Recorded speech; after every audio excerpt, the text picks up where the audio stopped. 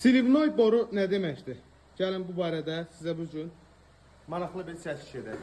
Bu gün nə analog olan bir maşın barəsində, nə də analog olmayan bir qardaş barəsində çəkiş edirik. Zəhmət olmasa göstər. Nədir çəkişimiz? Bax. Bu hissədə olan slivnoy boru bağlanır bu hissəyə. Turbo yuxarı hissədən yağlandıqca aşağı hissədən də bu hissədən tökür karterə. Slivnoy boru vasitəsilə. Yaxınlaşıblar zəhmət olmasa bir slivi. Görürsünüz bunu necə zabuşq ediblər. Turbo yuxarıdan yağlanır, amma bloka tökülmür. Bir dənə turbonun vəziyyətinə də çək. Baba, görürsünüz. Və qidalandırıcını çək. Qidalandırıcıya baxın.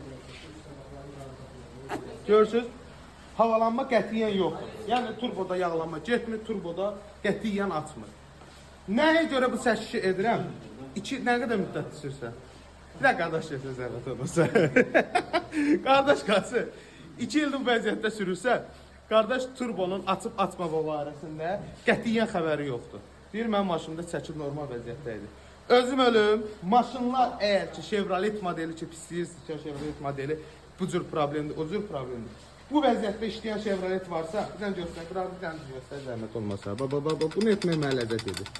Bu vəziyyətdə işləyən Chevrolet varsa, və yaxud da bax bu vəziyyətdə işləyən Chevrolet 2 ildir ki, qardaşa problem yaratmırsa, özüm ölüm, bu maşınlara zəval yoxdur.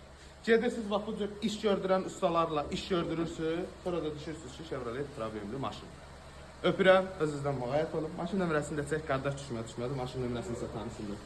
Həyatda da bəlkə kimsə qabağına çıxar. Öpürəm, bağla.